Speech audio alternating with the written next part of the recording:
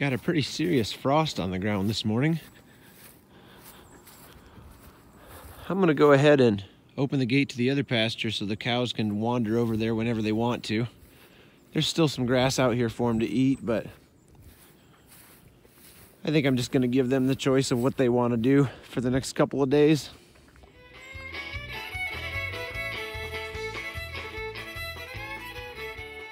So I couldn't find them in the barn last night because they slept out in the pasture, and I see some of them actually have frost on their backs this morning. Check this out.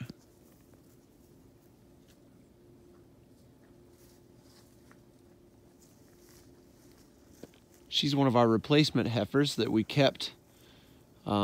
She's pregnant now and she's due to have a calf the 1st of March. We really like her. And there's a couple other ones that we kept back as well that we're really happy with. When cows hear the jingling of a chain on a nearby gate, they get all excited and stand right at the gate and wait because they can tell that you're just about to let them go somewhere new.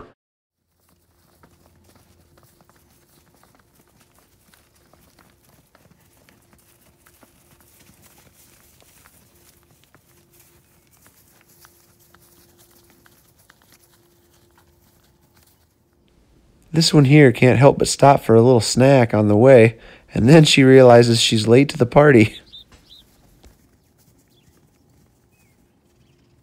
Here's a little piece of cowboy wisdom for you. Always shut the hydrant off before you leave for work, or you will have an unwanted pond when you get home.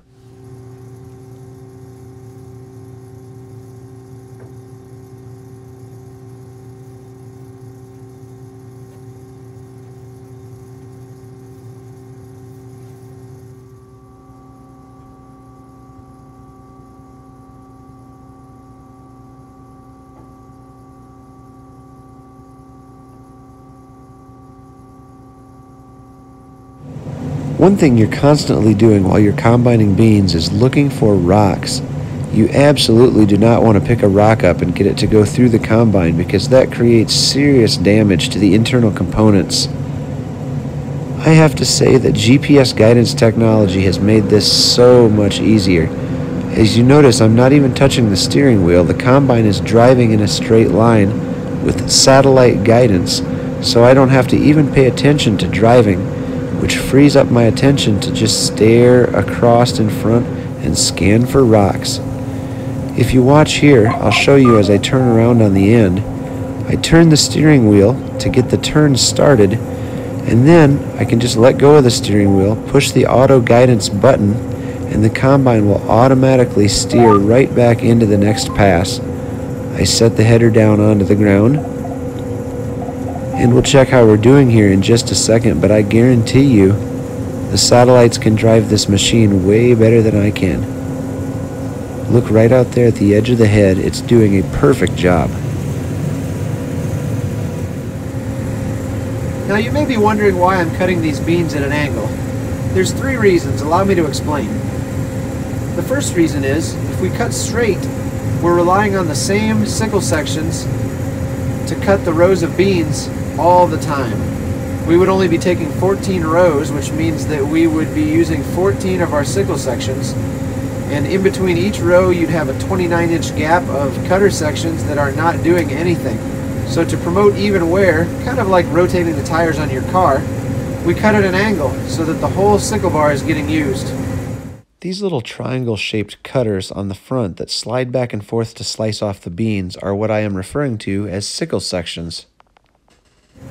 Another reason is, you can see some of the old corn rows still standing in between the bean rows. This is because we practice no-till planting with our beans. We don't work the soil at all before we plant in the spring. We just come in and put the bean rows right in between the old corn rows. We do this mainly to save fuel. We don't have to spend an extra trip across the field to till the soil, and also to alleviate soil erosion in the spring. If you get a heavy rain, it's nice to have the old corn stalks still in place to kind of keep the ground intact. And when you're cutting straight, sometimes you start pushing piles of those old corn stalks, and we found that cutting at an angle sort of helps it sweep across the head and cleans it as it goes. Lastly, cutting at an angle allows us to work with the current wind direction to keep the dust cleared away from the front of the combine so we can see. Now, we started this angle last night and I'm finishing the field today, and the wind direction is a little bit different. This is not ideal. If I was starting this field right now, I would have angled my cutting line to the left, because the wind is blowing off to the right just a little bit and it's kind of hanging in front of us with the dust. So I would have done this differently if I was just starting this morning. But those are the three main reasons why we cut at an angle.